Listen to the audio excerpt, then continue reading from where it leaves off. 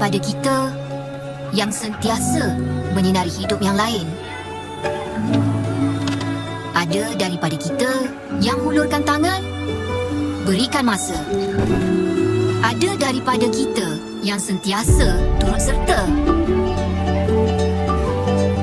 Walau berbeza, kita duduk semeja. Kongsi rezeki bersama. Kongsi idea. Kita raikan perbezaan. Sematkan kesatuan.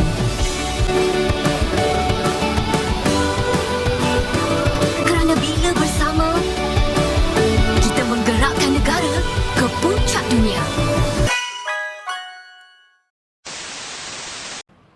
Hai, Assalamualaikum. Bertemunya kita pada hari ini dalam slot Madani. Baiklah, sebelum pergi dengan lebih jauh, kita mestilah memahami apa itu Madani, kan? Bak kata orang nak bercinta, mestilah tahu asal usulnya, barulah kita sehati sejiwa begitu. Baiklah, sebelum itu, Madani ini adalah satu kerangka dasar yang dikeluarkan oleh Datuk Seri Anwar Ibrahim, yang mana kerangka dasar ini merangkumi 6 tonggak utama. Yang pertama, kemampanan. Kemampanan ini melibatkan kemajuan mutu kehidupan bangsa. Yang kita tahu, yang kita faham, bangsa di Malaysia ini adalah pelbagai etnik, pelbagai variasi bangsa. Yang kedua adalah kesejahteraan, melibatkan keseimbangan dalam semua aspek kehidupan. Yang ketiga, daya cipta. Daya cipta merupakan satu pembaharuan reka cipta dan juga reka bentuk. Yang seterusnya adalah hormat. Hormat ini melibatkan maruah bangsa, maruah masyarakat dan juga maruah negara.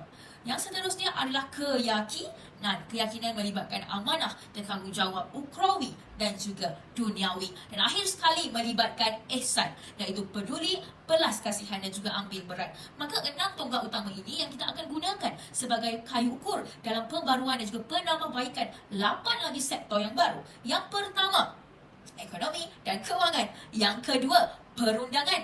Yang ketiga, institusi. Seterusnya, pendidikan. Dan yang kelima, kemasyarakatan. Dan seterusnya, kebudayaan. Yang ketujuh, luar bandar. Dan akhir sekali adalah bandar. Yang mana semua ini adalah kita akan ambil peduli dalam aspek madani. Yang amat berhormat Datuk Seri Anwar Ibrahim pernah berkata, kita luncurkan madani bukan semata-mata sebagai satu slogan yang baru, tetapi ini adalah satu ikhtiar kepada kita semua untuk membawa satu anjakan kepada masyarakat dan juga sistem kenegaraan. Sekian daripada saya. Kita jumpa di slot akan datang. Sekian, terima kasih. Okay, Assalamualaikum Cikgu. So, saya nak minta sedikit pandangan Cikgu berkaitan dengan apa yang Cikgu faham berkaitan dengan falsafah Madani. Okay, falsafah Madani. Saya selaku pernah mengajar cikgu sejarah. Jadi memang kita ulaslah apa itu Madani. Dan saya pun dah baca dengan apa yang PM kita cakap. So Madani adalah satu benda yang sangat luas. Bila dia sentuh, PM kita sentuh konsep tamadun. So dia adalah satu benda yang sangat besar. Iaitu meliputi jati diri, ekonomi, perpaduan, diplomasi, reka cipta masyarakat tu sendiri tau, dan budaya kita. Okey, Assalamualaikum Puan. Apa yang Puan faham dengan konsep Madani? Waalaikumsalam warahmatullahi taala wabarakatuh. Apa yang saya faham, slogan Madani ini diwujudkan oleh Kerajaan Perpaduan di bawah pimpinan Datuk Seri Anwar Ibrahim. Saja. Okey, terima kasih Puan. Okey. Ada 6 dasar Malaysia Madani. Okey, first, kemampanan, kesejahteraan, daya cipta, hormat, keyakinan dan ihsan.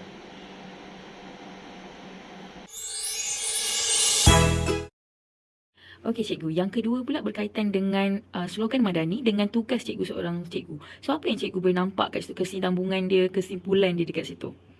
Okay, sekarang ni, saya mengajar BT.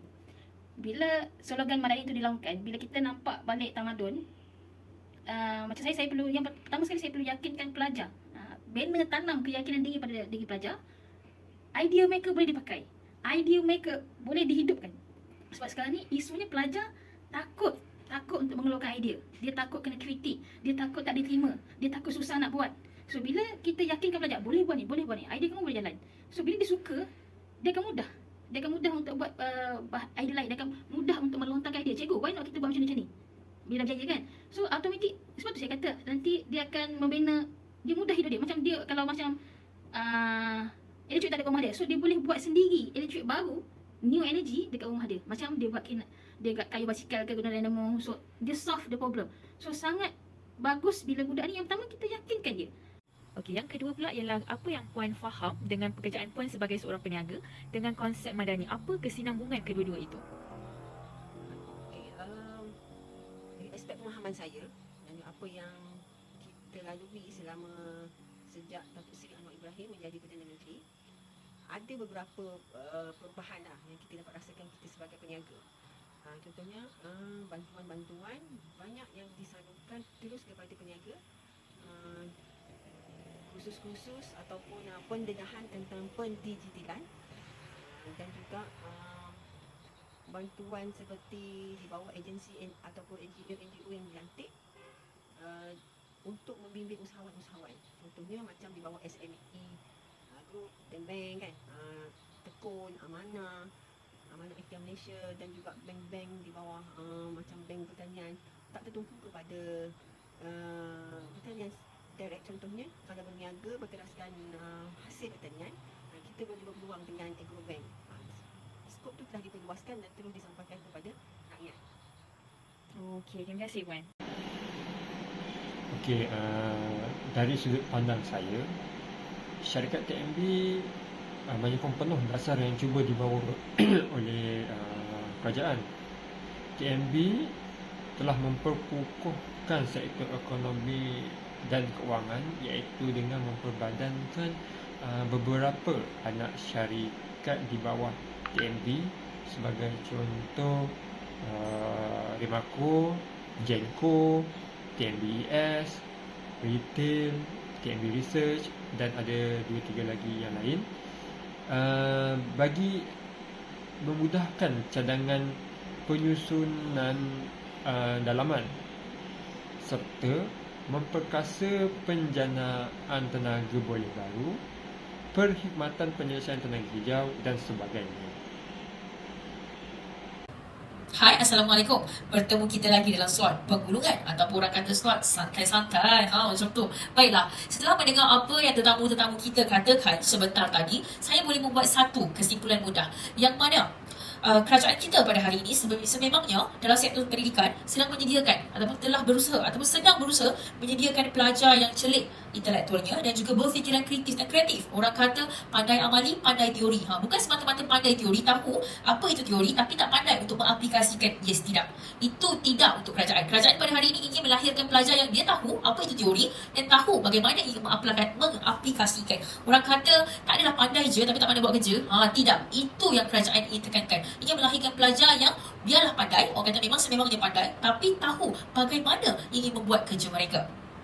Okey, yang kedua, dari segi sektor ekonomi, bagaimana tetamu kita sebentar tadi merupakan seorang peniaga, bercerita yang kerajaan pada hari ini selalu menyediakan pelbagai inisiatif dalam membantu mereka. Walaupun negara kita bukan semata-mata T20, ada M40 dan juga B40, tapi B40 tidak dilupakan. Kerajaan sentiasa berusaha untuk menyediakan pelbagai inisiatif untuk membantu rakyat kita pada hari ini dalam meningkatkan ekonomi mereka.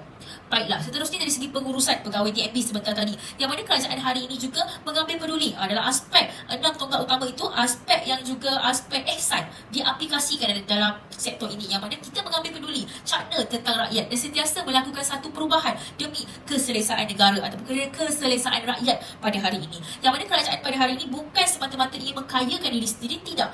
Kerajaan pada hari ini mengambil peduli semua aspek, mengambil peduli semua apa yang kerajaan, apa yang tenaga pekerja dan juga apa yang masyarakat katakan pada hari ini. Semua telinga, semua cabang kita mengambil cakna. Sekian daripada saya.